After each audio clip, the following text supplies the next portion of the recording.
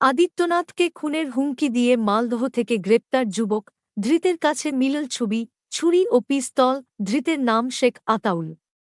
অভিযোগ, ১.৫ মিনিটের একটি ভিডিও বার্তায় বাংলাদেশ ইস্যু থেকে বিভিন্ন বিষয়ে আপত্তিকর কথাবার্তা বলেছেন তিনি। সেখানেই উত্তরপ্রদেশের মুখ্যমন্ত্রীকে খুনের হুমকি দেন। উত্তরপ্রদেশের মুখ্যমন্ত্রী যোগী আদিত্যনাথকে খুনের হুমকি দিয়ে পুলিশের হাতে পাকড়াও হলেন এ রাজ্যের মালদহ জেলার এক বাসিন্দা।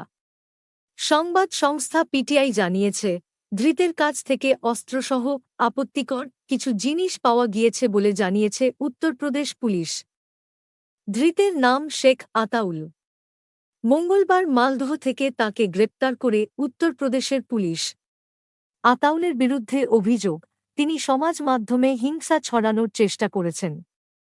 বাংলাদেশ ইস্যু থেকে সংখ্যাগুরু এবং সংখ্যালঘু বিষয় নিয়ে আপত্তিকর কথাবার্তা বলেছেন।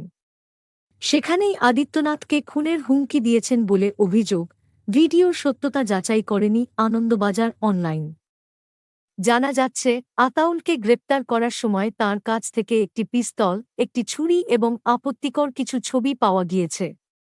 পুলিশের একটি সূত্রের দাবি, ধৃত এবং তাঁর পরিবার বেশ কয়েক বছর আগে বাংলাদেশ থেকে এদেশে আসেন। অনেক বছর ধরে বাংলায় বসবাস করছেন তাঁরা। জানা যাচ্ছে, মিনিটখানেক দৈর্ঘ্যের একটি ভিডিও বানিয়ে সমাজ মাধ্যমে পোস্ট করেছিলেন মালদহের যুবক।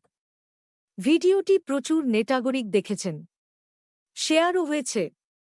পুলিশের দাবি, ওই ভিডিওয় অভিযুক্ত যে কথাবার্তা বলেছেন তা আপত্তিকর। এতে সাম্প্রদায়িক সম্প্রীতি নষ্ট হওয়ার আশঙ্কা থাকে। সমাজে হিংসা ছড়াতে পারে। তাছাড়া একজন মুখ্যমন্ত্রীকে খুন করে দেওয়ার হুমকিও গুরুতর বিষয়।